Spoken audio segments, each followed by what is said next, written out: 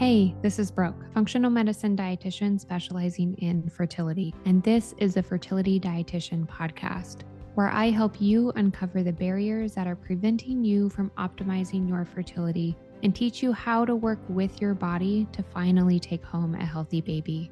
Each week, I will be diving into different topics on fertility and sharing my perspective on physiology, metabolic health, nutrition, and lifestyle approaches that have helped hundreds of couples get pregnant even after years of heartache.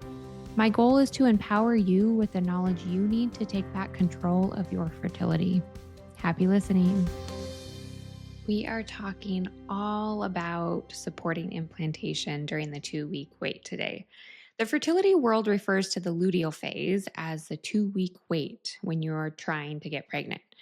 This is a time frame from ovulation to your period when you are waiting to see if you're pregnant. Not everyone has 2 weeks after ovulation and before a period arrives, which is okay. We can have a maximum of 16 days. But if you have less than 10 days after ovulation, it's time to investigate what's going on with progesterone and start giving it some extra love. We need healthy progesterone for so many reasons, including creating a comfy home for an embryo to snuggle into.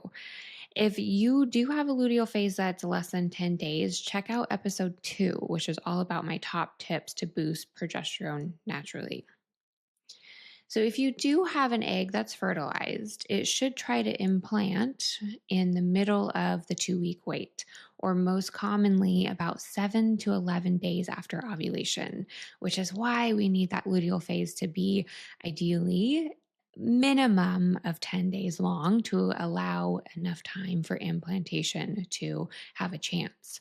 Okay, so how do you support this implantation? Well, the very unpopular truth is if you're only focusing on implantation during the implantation window, once you're trying to conceive, you've missed a lot of opportunities to actually support implantation.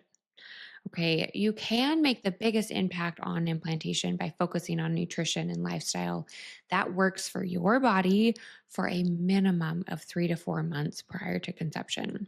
This is because egg quality and sperm quality and the health of your lining is heavily impacted by your health and can significantly improve your egg quality and lining health over just 3 to 4 months. You start building a lining called the endometrium during your follicular phase, which is right after your period up until ovulation time. If an egg is fertilized, the blastocyst at that stage will implant into the endometrium and receive all of its food to start growing right from this lining until the placenta starts forming. So the placenta takes over at about 12 weeks of gestation, but that nutrient rich lining is going to heavily impact whether implantation is successful or not. Research shows that a healthy cycle pre-conception, so that 3 to 4 month minimum time frame before trying to conceive, improves conception, implantation, and the chance of a healthy pregnancy. So the good news is we can do so much better than simply taking that prenatal and waiting to see what happens. So if you're ready to get your pen and paper out, here are my top tips for supporting a healthy lining for implantation. We want to decrease inflammatory foods like processed vegetable and seed oils, refined sugars, in order to support healthy inflammation levels within the body and within the lining you're building. This also helps improve blood flow and improve the quality of the endometrial lining for more successful implantation.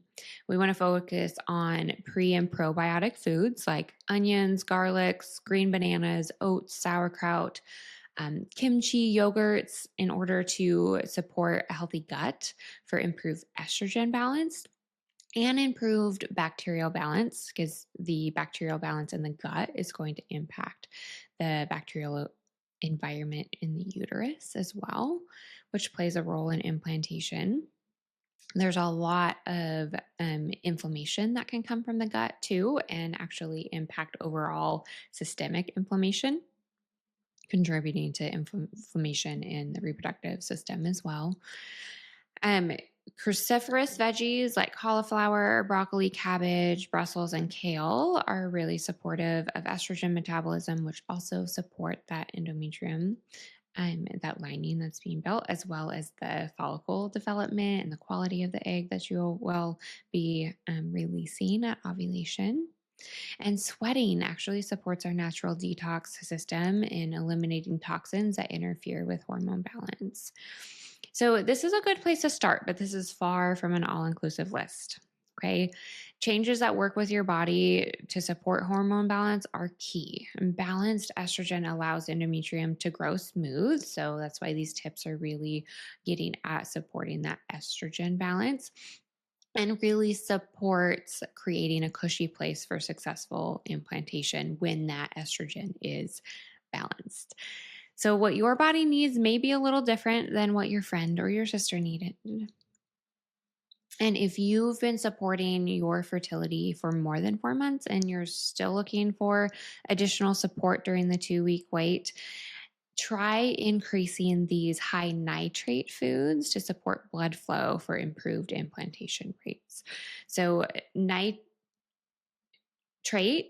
are actually from are naturally occurring in our foods. They can nitrites and nitrates can actually be artificially added to processed foods too, but that's not what we're talking about. We're talking about the naturally occurring nitrates in foods. So things like beets, artichoke hearts, garlics, pomegranate, dark leafy greens, ginger, and turmeric all have a good amount of naturally occurring nitrates.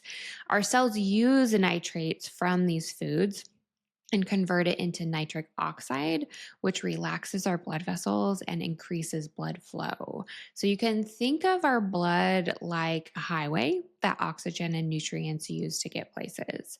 Hormones also use this highway, so improving blood flow improves how signals are being sent between the brain and the ovaries and how cushy and nutrient dense your lining is. Pretty cool, right? Nitric oxide also controls the oxygen that our mitochondria needs to create energy. Remember that our egg cells have 10 times the number of mitochondria as our other cells do. So, upping nitric oxide supports egg quality and the ability of this egg to be fertilized and successfully implanted. Okay, so we really want to be focusing on these things for 3 to 4 months prior to trying to conceive. But I know everybody's at a different spot in their fertility journey, and it's never too early to start, but it's also not too late either. You can have a positive impact while you're already trying to conceive. So thinking about really decreasing inflammation in your body, supporting gut health, adding in some of those cruciferous veggies, and supporting your natural detox system by getting some sweat in can be really supportive, especially while you're focusing on overall blood flow. Upping those nitrate rich foods during that 2-week wait can be so supportive, but remember, what you're doing for the months prior is going to have the biggest impact. Okay, so if you're looking for more support, don't hesitate to reach out. I would love to support you. Thank you for listening to this episode of the Fertility Dietitian podcast. If you enjoyed it, please leave a review to let me know what topics you want more of or less of. If you want to keep learning, subscribe at Apple Podcasts, Spotify, or wherever you listen to podcasts.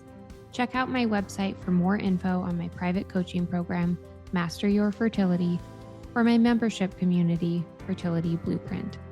And don't forget my digital store. Come say hi on YouTube and Instagram. See you in the next episode.